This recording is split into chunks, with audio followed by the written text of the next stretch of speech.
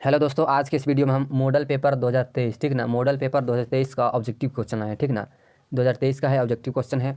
तो आज हम इस वीडियो में हिंदी का है ठीक ना, कौन से विषय का है, हिंदी का है, ऑब्जेक्टिव क्वेश्चन है। तो आज के इस वीडियो में हम 40 ऐसे ऑब्जेक्टिव प्रश्न को देखेंगे जो बहुत महत्वपूर्ण होगा ठीक ना। मॉडल सेट का है तो VVI तो होगा ही, महत्वपूर्ण तो होगा ही। तो चलिए बिना समय गवाए वीडियो को स्टार्ट करते हैं। तो यहाँ पर जो पहला प्रश्न दिया है वो बोल रहा है कि अर्धनारीश्वर ठीक ना, अर्धनारीश्वर शीर्षक पाठ के लेखक कौन है ठीक ना। अर्धनारीश्वर शीर्षक पाठ के लेखक कौन है।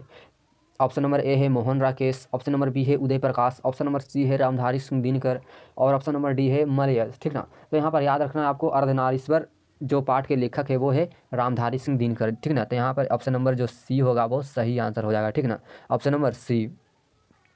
चलिए अगला प्रश्न देखते हैं। अगला प्रश्न है शिक्षा ठीक ना, प्रश्न नंबर 2 है शिक्षा शीर्षक संभाषण के वक्ता कौन है ठीक ना। शिक्षा शीर्षक संभाषण के वक्ता कौन है। ऑप्शन नंबर ए है Jayaprakash Narayan, option number B है Bhagat Singh, option number C है जय कृष्णमूर्ति और ऑप्शन नंबर डी है नामवर सिंह। तो यहाँ पर याद रखना शिक्षा शीर्षक संभाषण के वक्ता कौन है, जय कृष्णमूर्ति है। तो यहाँ पर फाइनली इसका ऑप्शन नंबर सी जो होगा वो सही होगा ठीक ना। फिर देखते हैं अगला प्रश्न। अगला प्रश्न है मलयज, मलयज का मूल नाम क्या है। मलयज का मूल नाम क्या है। भारत सिंह श्रीवास्तव है कि राम सक्सेना है कि त्रिलोकी श्रीवास्तव है कि गंगा राम है ठीक ना। तो यहाँ पर मलयज का जो मूल नाम होगा वो भरत जी श्रीवास्तव होगा ठीक ना। ऑप्शन नंबर ए जो होगा वो सही हो जाएगा ठीक ना, ऑप्शन नंबर ए। तो ऑप्शन जो चलते हैं प्रश्न चौथा में। तो प्रगीत और समाज, प्रगीत और समाज किस विद्या की रचना है ठीक ना। प्रगीत और समाज जो है वो किस विद्या की रचना है। तो यहाँ पर याद रखना आलोचनात्मक निबंध है ठीक ना, आलोचनात्मक निबंध। तो ऑप्शन नंबर ए में दिख रहा है तो इसका भी ऑप्शन नंबर ए जो होगा वो सही हो जाएगा ठीक ना। चलिए अगला प्रश्न देखते हैं। अगला प्रश्न है उसने कहा था किस प्रकार की कहानी है ठीक ना। उसने कहा था जो कहानी है किस प्रकार की कहानी है। ऑप्शन नंबर ए है कर्म प्रधान की, ऑप्शन नंबर बी है भाव प्रधान की ऑप्शन नंबर सी है चरित्र प्रधान की, ऑप्शन नंबर डी है धर्म प्रधान की ठीक ना। तो उसने कहा था जो कहानी है वो कर्म प्रधान की है ठीक ना। ऑप्शन नंबर ए जो होगा सही होगा, कर्म प्रधान की ठीक ना, कर्म प्रधान की। फिर देखिए अगला प्रश्न है। अगला प्रश्न प्रश्न नंबर 6 है सिपाही की माँ शीर्षक पाठ के रचयिता कौन है ठीक ना। सिपाही की माँ जो शीर्षक पाठ के रचयिता है वो कौन है। तो यहाँ पर याद रखना है सिपाही की माँ जो शीर्षक पाठ के रचयिता है वो है मोहन राकेश ठीक ना। ऑप्शन नंबर डी इसका सही आंसर हो जाएगा, मोहन राकेश ठीक ना। कौन सा होगा, मोहन राकेश। चलिए अगला प्रश्न में देखते हैं। तो अगला प्रश्न है ओम प्रकाश वाल्मीकि, ओम प्रकाश वाल्मीकि के माता पिता का नाम क्या है। ओम प्रकाश वाल्मीकि के जो माता पिता का नाम है वो कौन है ठीक ना। तो ऑप्शन नंबर ए है मुकुंदी देवी एवं छोटन लाल ठीक ना। ऑप्शन नंबर बी है दमयंती देवी एवं मंगनी लाल, ऑप्शन नंबर सी है गीता देवी एवं Mangal Ram, option number D है प्रभा देवी एवं मंगल राम ठीक ना। तो यहाँ पर ऑप्शन नंबर बी हो जाएगा दमयंती देवी एवं मंगनी लाल ठीक ना। ऑप्शन नंबर बी जो होगा इसका सही आंसर हो जाएगा 7 का ठीक ना। चलिए अगला प्रश्न देखते हैं, प्रश्न नंबर 8। तो प्रश्न नंबर 8 है भगत सिंह का जन्म कब हुआ था ठीक ना। भगत सिंह का जो जन्म हुआ था वो कब हुआ था। तो भगत सिंह का जन्म हुआ था, याद रखेगा 28 सितंबर 1907 ईस्वी को। कब हुआ था, 28 सितंबर 1907 ईस्वी को। इसका जो सही आंसर हो जाएगा ऑप्शन नंबर बी हो जाएगा ठीक ना। फिर चलिए अगला देखते हैं। तो अगला प्रश्न नंबर 9 है सदानीरा किस नदी को निमित्त बनाकर लिखा गया है। सदानीरा है जो किस नदी को निमित्त बनाकर लिखा गया है ठीक ना। ऑप्शन नंबर ए है गंगा नदी, ऑप्शन नंबर बी है गंडक नदी, ऑप्शन नंबर सी है गोदावरी नदी, ऑप्शन नंबर डी है यमुना नदी ठीक ना। तो यहाँ पर कौन सा होगा, ऑप्शन नंबर ए होगा गंगा नदी को ठीक ना। ऑप्शन नंबर ए इसका सही आंसर हो जाएगा प्रश्न नंबर 9 का ठीक ना। प्रश्न नंबर 10 देखते हैं। धांगड़ शब्द का अर्थ ओराम भाषा में क्या है। धांगड़ शब्द का अर्थ जो है वो ओराव भाषा में क्या है ठीक ना। अर्थ है लेकिन ओराव भाषा में क्या होगा। तो ऑप्शन नंबर ए भारी शरीर का आदमी, ऑप्शन नंबर बी है हल्के शरीर का आदमी, ऑप्शन नंबर सी है भाड़े का मजदूर, ऑप्शन नंबर डी है लंगड़ा शरीर वाला आदमी ठीक ना। तो यहाँ पर धांगड़ का शब्द का जो अर्थ होगा ओराव भाषा में वो भारी शरीर का आदमी होगा ठीक ना। ऑप्शन नंबर ए इसका सही आंसर हो जाएगा ठीक ना, ऑप्शन नंबर ए। फिर चलिए प्रश्न 11 में देखते हैं। प्रश्न 11 है चंपारण में ठीक ना। प्रश्न 11 चंपारण में गांधी जी के चमत्कार की कथा किसने लिखी थी। चंपारण में गांधी जी के चमत्कार की कथा किसने लिखी थी ठीक ना। तो ऑप्शन नंबर ए है Mahatma Gandhi, option number B है Rajendra Prasad, option number C है Radha Krishna, option number D है सरदार पटेल ठीक ना। तो इसका जो सही आंसर हो जाएगा Radha Krishna, option number C ठीक ना। क्या होगा, ऑप्शन नंबर सी। चलिए अगला प्रश्न देखते हैं। अगला प्रश्न है जयप्रकाश नारायण की पत्नी का क्या नाम था। जयप्रकाश नारायण की पत्नी का क्या नाम है? तो यहाँ पर होगा जयप्रकाश नारायण की पत्नी का जो नाम है, याद रखिएगा, ये सिंपल सा क्वेश्चन है, वो प्रभावती देवी होगा, ठीक है ना। जयप्रकाश नारायण की पत्नी का नाम क्या होगा? प्रभावती देवी, जो आप ऑप्शन नंबर ए में देख रहे हैं। तो ऑप्शन नंबर ए इसका सही आंसर हो जाएगा। फिर एक प्रश्न 13, कड़बक शीर्षक कविता किसने लिखी है? ठीक ना, कड़बक जो है शीर्षक कविता है जो किसने लिखी है? तो कड़बक जो है वो किसकी है? जायसी की है, ठीक ना। कड़बक किसकी है? जायसी। तो ऑप्शन नंबर डी इसका सही आंसर हो जाएगा। फिर देखिए अब प्रश्न 14 में देखिए, सूरदास किस भाषा के कवि है? सूरदास जो है वो किस भाषा के कवि है? तो इसका याद रखिएगा, सूरदास है जो ब्रज भाषा के कवि है, ठीक ना। किस भाषा के कवि है? ब्रज भाषा के। तो ऑप्शन नंबर 20 का सही आंसर हो जाएगा, ठीक ना।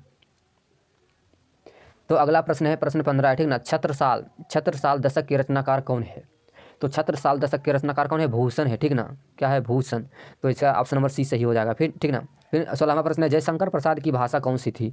जयशंकर प्रसाद की भाषा थी वो कौन सी थी? ब्रज भाषा की, अवधी भाषा की, खड़ी बोली, हिंदी की, मगही, ठीक ना। तो इसका जो सही आंसर हो जाएगा खड़ी बोली, खड़ी बोली हिंदी। ऑप्शन नंबर सी इसका सही आंसर हो जाएगा, ठीक ना।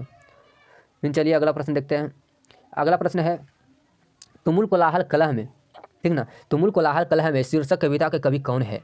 जयशंकर प्रसाद है कि महादेवी वर्मा है कि निराला है कि सुमित्रा नंदन पंत है, ठीक ना। तो तुमुल कोलाहल कलह शीर्षक के कवि है जयशंकर प्रसाद। ऑप्शन नंबर ए इसका सही हो जाएगा, ठीक ना। ऑप्शन नंबर ए।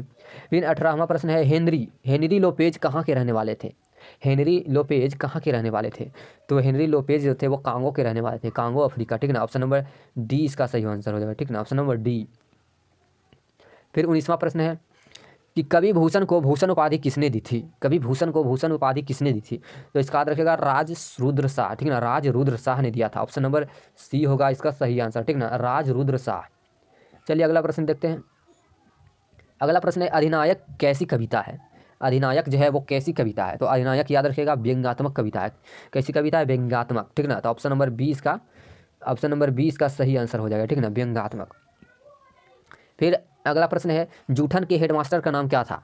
जूठन जो कहानी था उसके हेडमास्टर का नाम क्या था? तो उसके हेडमास्टर का जो नाम था वो कलीराम था, ठीक ना। ऑप्शन नंबर ए इसका सही आंसर हो जाएगा, ठीक ना। क्या नाम था? कलीराम। फिर अगला प्रश्न है, जे कृष्णमूर्ति किस रूप में देखे जाते थे? ठीक ना, जे कृष्णमूर्ति थे वो किस रूप में देखे जाते थे? तो महामनीषी रूपी में, ठीक ना। ऑप्शन नंबर ए होगा, महामनीषी रूपी। फिर है 23वां प्रश्न, नामवर सिंह किस पत्रिका के संपादक रहे हैं? ठीक ना, नामवर सिंह जो है वो किस पत्रिका के संपादक रहे हैं? ठीक ना, तो इसका आंसर होगा सारिका, ऑप्शन नंबर बी, ठीक ना। क्या होगा? Sarika, option number B. तो इसका बी जो सही आंसर हो जाएगा, ठीक ना। चलिए अगला प्रश्न देखते हैं। अगला प्रश्न है, हिंदी साहित्य का सूर्य किसे कहा जाता है? ठीक ना, 24वां प्रश्न है, हिंदी साहित्य का सूर्य किसे कहा जाता है? तो हिंदी साहित्य का सूर्य सूरदास को कहा जाता है, ठीक ना। किसको? सूरदास को। चलिए 25वां प्रश्न देखते हैं। 25वां प्रश्न है, चांद का मुंह टेढ़ा है कविता संग्रह के रचयिता कौन है? चांद का मुंह टेढ़ा है कविता संग्रह के रचयिता कौन है? तो इसका रचयिता है गजानंद माधव मुक्तिबोध, ठीक ना। कौन है? गजानंद माधव मुक्तिबोध, ठीक ना। तो ऑप्शन नंबर ए इसका सही आंसर हो जाएगा। फिर 26वां प्रश्न है, इत्यादि शब्द का संधि विच्छेद होगा, क्या होगा? इत्यादि शब्द का संधि विच्छेद होगा। तो इत्यादि शब्द का जो संधि विच्छेद होगा इति जोड़ आदि होगा, ठीक ना। क्या होगा? इति जोड़ आदि, जो आप ऑप्शन नंबर बी में देख रहे हैं, ठीक ना। तो इसको ऑप्शन नंबर बी जो होगा वो सही आंसर हो जाएगा, ठीक ना। कौन होगा? Option number B. तो चलिए अगला प्रश्न देखते हैं। अगला प्रश्न है, गायक शब्द का संधि विच्छेद होगा, ठीक ना। गायक शब्द का संधि विच्छेद है, कौन है? तो ऑप्शन नंबर ए है गे जोड़ अक, ऑप्शन नंबर बी है गय जोड़ अक, ऑप्शन नंबर सी है ग जोड़ अक, फिर ऑप्शन नंबर डी है गा जोड़ अक, ठीक ना। तो इसका जो सही आंसर होगा गे जोड़ अक गायक, ठीक ना। ऑप्शन नंबर ए इसका सही आंसर हो जाएगा, गे जोड़ अक गायक। फिर अगला प्रश्न है, परमार्थ शब्द का संधि विच्छेद है, परमार्थ शब्द का संधि विच्छेद है। तो इसका सिंपल सा है, परम जोड़ अर्थ बराबर क्या होता है? परमार्थ, ठीक ना। परमार्थ, परम जोड़ अर्थ। तो आप ऑप्शन नंबर ए में देख रहे हैं जो सही होगा, ठीक ना। ऑप्शन नंबर ए इसका सही आंसर हो जाएगा। फिर 29वां प्रश्न, विद्यार्थी शब्द का संधि विच्छेद है, विद्यार्थी शब्द का संधि विच्छेद क्या होगा? विद्या जोड़ अर्थी विद्यार्थी, ठीक ना। विद्या जोड़ अर्थी विद्यार्थी। तो ऑप्शन नंबर 20 का सही आंसर हो जाएगा, विद्या जोड़ अर्थी विद्यार्थी, ठीक ना। फिर चलिए अगला प्रश्न देखते हैं। 30वां प्रश्न, दुर्गम शब्द का विलोम होगा, दुर्गम शब्द का विलोम क्या होगा? अलभय, अलभय होगा, अलभय, ठीक ना। अब ऑप्शन नंबर सी में जो देख रहे हैं वही सही आंसर हो जाएगा।